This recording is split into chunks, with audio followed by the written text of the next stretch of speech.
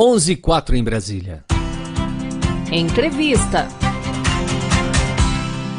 Tramita no Congresso Nacional o anteprojeto de reforma do Código Civil. Dentre os tópicos em análise está a exclusão dos cônjuges da lista de herdeiros necessários.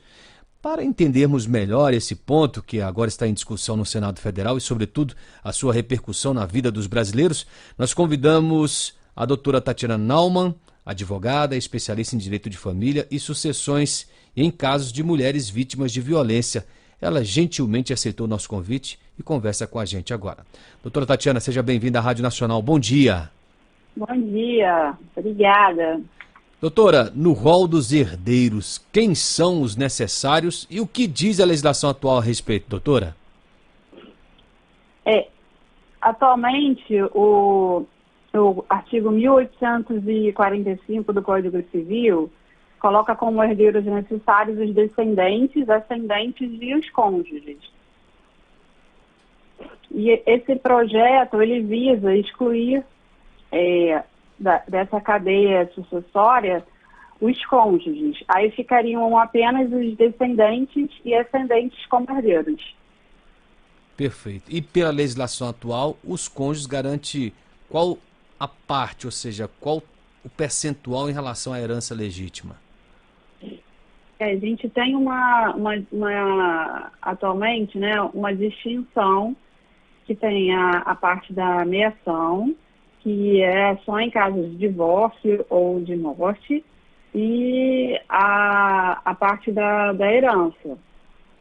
E esse projeto ele visa justamente tirar essa parte da herança. Portanto, com a retirada do cônjuge, ele deixa de receber a herança, mas sim, em relação à meação, ele não perde o direito. Não perde. Esse projeto é só relativo à herança. E isso independe do regime de casamento? Independe. Ele vai excluir da sucessão o cônjuge como herdeiro, independentemente do regime de bens. Perfeito. E o que motivou essa iniciativa, doutora?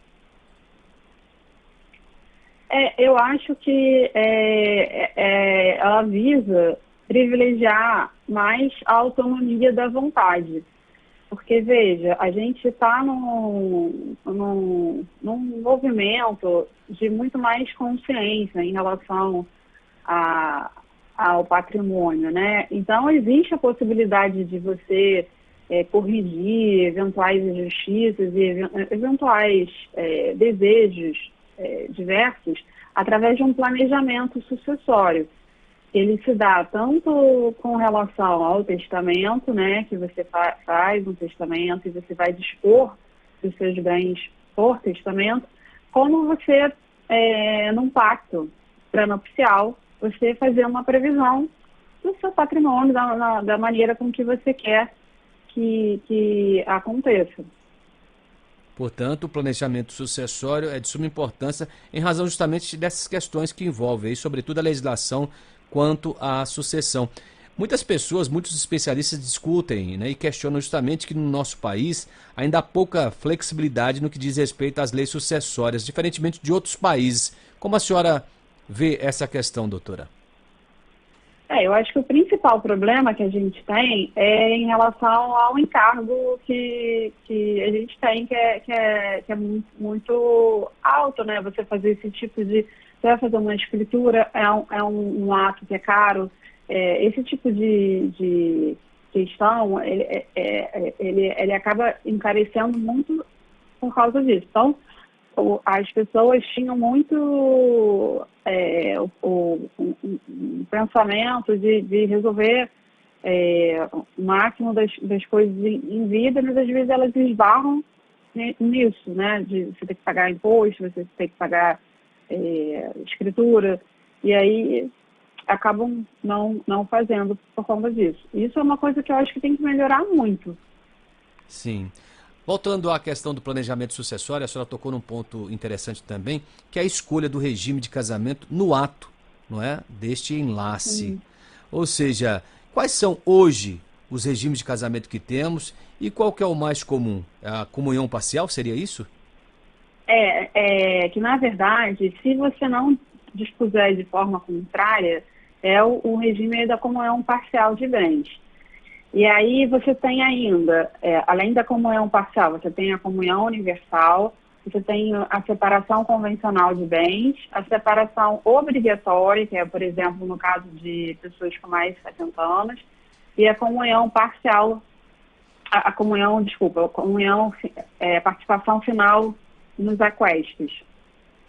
Entendo. Agora, para diferenciar um do outro, nos conte, por gentileza, até para que o nosso ouvinte fique atento em relação aos regimes de casamentos disponíveis atualmente no nosso país.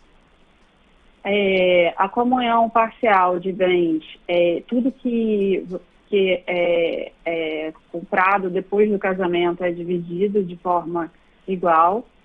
A comunhão universal de bens, todos os bens se dividem, independente se houve esforço comum ou não, todos os bens se dividem. A separação convencional de bens é a separação total de bens, que você divide os bens para um e para outro. E aí, caso haja esforço comum, você pode estabelecer eventualmente um condomínio, mas a regra é que divide os bens de cada um. A separação obrigatória de bens, eu já falei, que é essa dos de mais de 70 anos, né?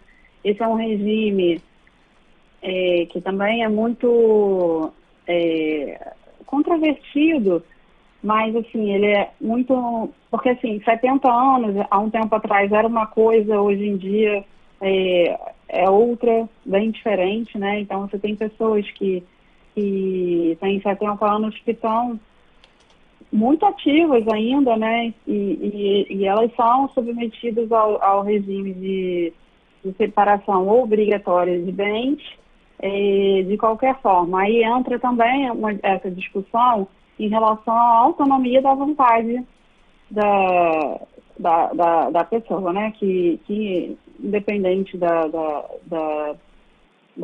vontade dela, ela vai ter um regime de separação obrigatória de bens. Certo. E a gente tem... Sim, pois não. Por fim, só para concluir, a separação, a participação final de aquestos, que assim, nem é um regime praticado, que cabe o direito da metade dos bens adquiridos na constância do casamento. Certo. Eu me recordo que havia também um aspecto que era a deserção, né? Ou seja, o cônjuge só perdia o direito à herança legítima se for deserdado ou eventualmente declarado indigno. Ainda prevalece atualmente na nossa legislação essa possibilidade, doutora? Desculpa, qual foi a sua pergunta? Se ele só vai perder o... Sim, que eu me recordo que havia um dispositivo que tratava que o cônjuge só perdia o direito à herança legítima se fosse deserdado ou eventualmente declarado indigno. E aí eu perguntei à senhora se perdura ainda essa possibilidade ou não. O que diz a nossa legislação a respeito? Sim, perdura. Mas assim, se a gente tem alguns outros casos atualmente, por exemplo, casos de violência doméstica, que tem algumas propostas de alteração nesse sentido. A gente está caminhando para muitas modificações, né, nessa coisa absoluta do cônjuge como herdeiro.